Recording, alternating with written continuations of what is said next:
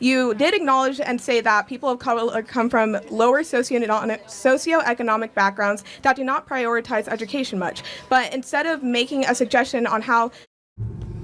So one thing I liked about Charlie Kirk, I like the fact that he was brave. I said that already. I like the fact that he was bold. He was fearless. Those are great traits to have. You know, the fact that he was shot, I hated it. That is horrible that we're still doing that in America today. You know, I'm thinking he's opening the room for free speech and letting people express themselves, and then we can have these debates. But the fact that he was shot, that is too sad. But this is one video of Charlie Kirk doing what he does, debating college kids. And I think this is really interesting because he had this one debate with this black girl. And I think this is a debate that is probably stirring a little bit of, turmoil within the black community, because to me, personally, I'm a black man. I feel like Charlie Kirk definitely created room to have this discussion and this debate. His life should have never been taken because of his point of view. I did not agree with everything he said, but a lot of what he said was correct. And we'll be having this discussion till somebody decides to go pull the trigger. But anyhow, though, let's watch this video and see how he reacted to this girl and see her point of view, because I felt like they both had a strong point of view. Let's watch this. Let's get into it. You did acknowledge and say that people of color come from lower socioeconomic backgrounds that do not prioritize education much. But instead of making a suggestion on how to help those communities and continue to build those communities up, you continue to say that our institutions are becoming less excellent. And I'm confused as to what your definition of excellence is. Is that because white males aren't necessarily, in your opinion, getting accepted as in a higher rate, even though they technically are, because 41% of college admitted students are of the white race? It should be higher than that, yeah. Based on what? Where are you getting the statistics? I just want to understand. It's a good question. The Supreme Court did a whole case on this, and it ruled against affirmative action, and we saw the books of Harvard. So I don't want to cut you off. May I know for future reference, so I can understand where you're coming from and get more context, could I know the Supreme Court case? Yeah, so the name, 2.5 years ago, I think it was something out of California. Someone look it up. You could use Grok or ChatGPT. If somebody could please look that up for me. Thank you. So we saw the data out of Harvard. Harvard was the test case, and effectively, approximating, but a white male had to get about a 30% higher test score to even be considered than an equivalent black student. And when was this? Over 30 years. Yeah, I think so. Yeah, I think so. So basically, for a black student, they could do 30% worse on their standardized scores than an equivalent white student. And you don't think that has any outside factors to do with it? Well, that's not the point. The point is whether or not. But how is that not the point? Because I don't believe we should accommodate based on outside factors. You do. Well, I do, because I believe in progression. And I feel like you have stated in multiple of your videos, which I do have a quote. No, fair enough. I'm just making sure we understand we disagree. I don't think we should change the rules of the game to accommodate. What were the rules of the game? Well, the rules of the game are that you should be treated fairly and equally, right? For sure. That's an American principle. And I agree with that completely. Got it. So, therefore, a white male should not be treated differently than a black male. But when you come from a different... Doesn't matter. Equal treatment or not. It's not whether or not you were said mean things when you grew up or whether your dad was a gangbanger. Doesn't matter. Well, I'm not saying that's not the outside factors I'm talking about. It doesn't matter what the outside factors are. But can I explain where I'm coming from? But understand, I'm going to finish and I'll let you talk. Okay, of course. Equal treatment is regardless of any sort of sob story you could put on before it. Equal treatment. Test score, test score. And I completely agree with that. But I also come from a predominantly white town, so I understand what you're trying to say.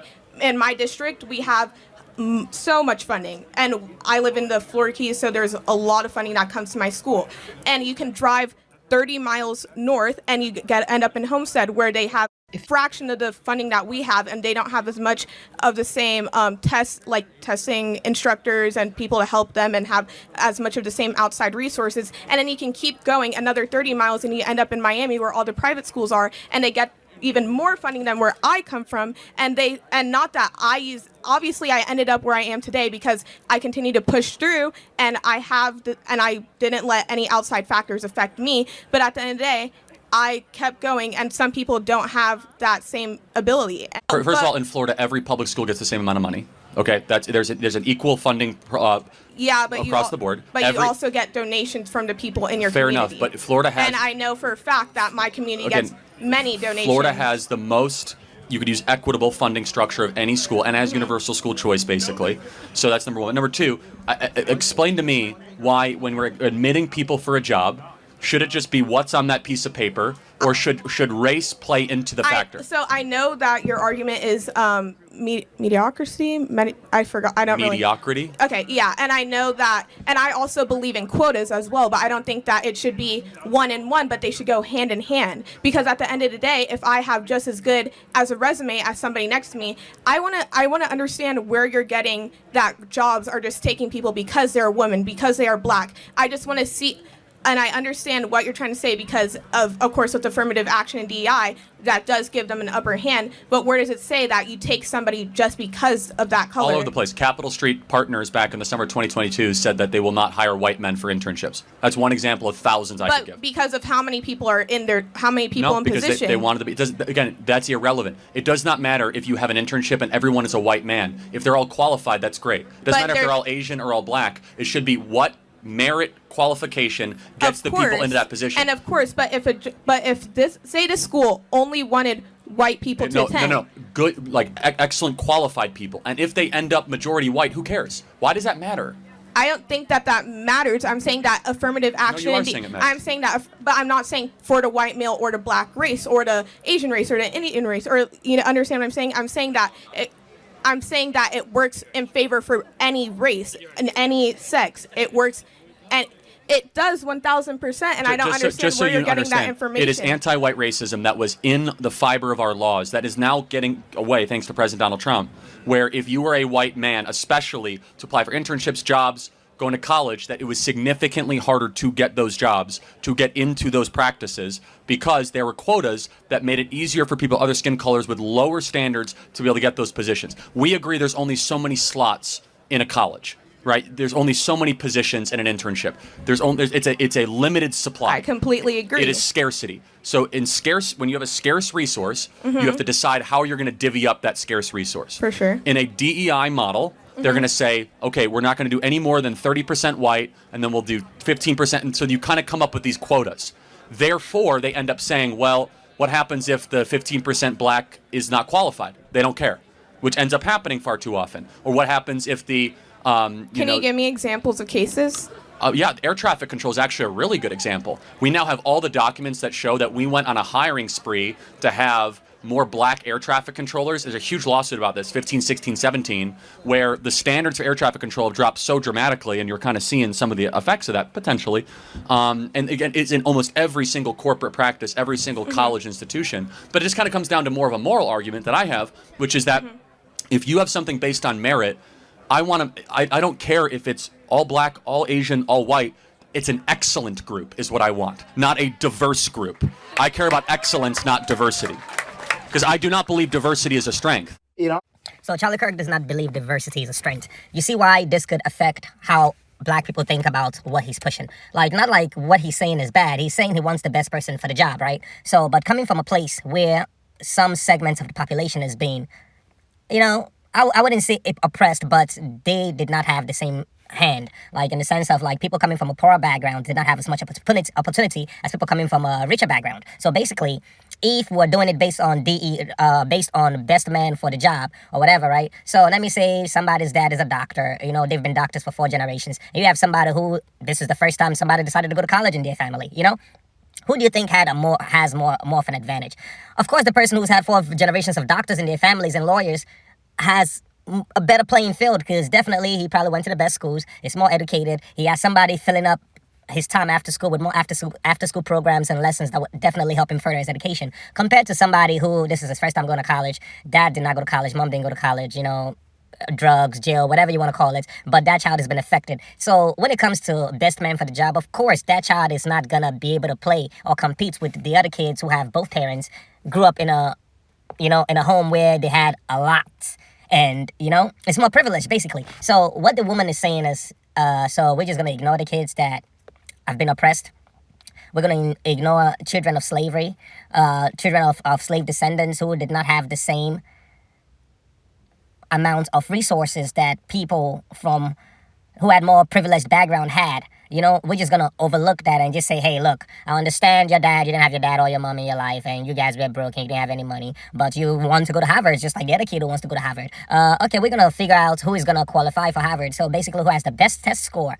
Of course, the kid who had both parents and went to a good school and had more money potentially is gonna have the better test score. While the other kid is gonna try because he really wants to improve himself and hopefully get his family out of the mess that they've been in, right? But of course, he's not gonna get a chance to even do that because his grades may not be as good as the other kid who had all the resources. That is where she's coming from. So at the end of the day, if you're saying the best man for the job, the best qualified person, especially when you're talking about in a situation of pilots, right? Airline pilots. Oh, you want the best person to fly the plane. Of course, somebody who seemed like they're well qualified is flying the plane and they have all the resources, so they seem like, oh my God, he's really good. Why the other black kid who wants to also be a pilot didn't have enough resources, didn't go to one of the best schools, didn't have all the training that he needs, of course he would never get a chance. He just became a pilot for no reason because he would never get a job doing what he went to school for. But coming from where Charlie Kirk is coming from, it doesn't matter. Life sucks, dude. Suit yourself. And where the woman is coming from, it's like, you got to give this guy an opportunity so that way we could even the playing field, right? That makes a point, right? We got to give this guy an opportunity so we could even the playing field eventually in the future. But at the end of the day, if a more qualified person is applying for a job and you're going to overlook him because you're just trying to even the playing field, that seems like you're discriminating because of skin color. You see what I mean? So on both sides of the aisle, they both have strong points. You cannot ignore the kid who was not as fortunate, and now you want him to compete at an elite level, right? And then the other guy who was very fortunate, right? Now you're like, no, I'm going to look past him and give it to somebody who's not as fortunate because I want to even the playing field. So at the end of the day, they both have a strong point. If you decide to go DEI, diversity, equity and inclusion, right? I don't know if that's what it stands for, but I think that's what it stands for. If you want to go in that route, right?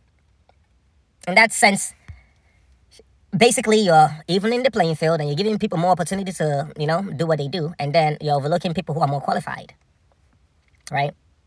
So it's people who are more qualified are being looked over to get people because you want diversity.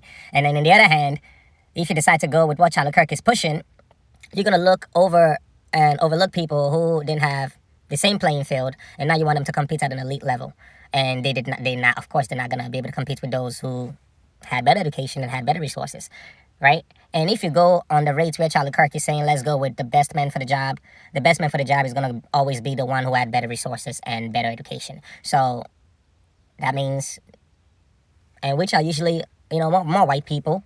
And then that means the winning class just keep winning, overlooking the class that's been significantly oppressed, right? But if you go according to what the girl is pushing, meaning people who are more qualified are being overlooked just because you want to help the poor, to get them to a point where they have the same playing field, right? They both have a point. Which side do I stand? Where do I stand? Honestly, I do think the best man for the job, that's always good. Like if I had a company, who would I want to hire? I would hire the person who's more qualified, right? Right? Because that's my business. I want to succeed. I want to make money.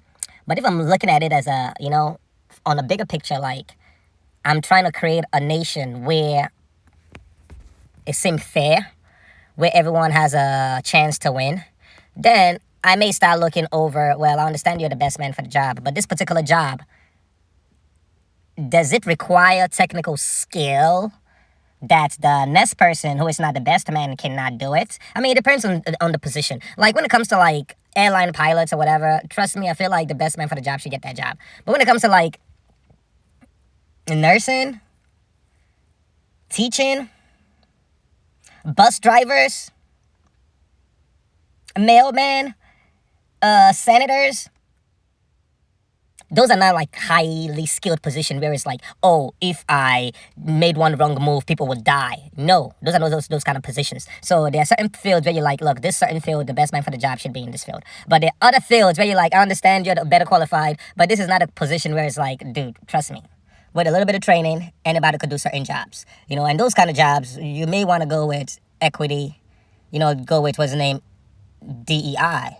Diversity, equity, and inclusion for those kind of jobs, because you could train anybody to do that particular job. So, but there's certain jobs that hey, look, we need the best person because people's life depend on this. Then you go for the best man for the job. Anyhow, though, yeah, Charlie Kirk's assassination, that is like horrible. I like Charlie Kirk as a person, like I said before.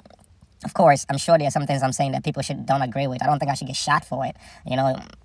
That's just how I feel, you know? So I don't think anybody should be getting killed for their opinion, even if you don't agree with it. Thanks for watching. Respect.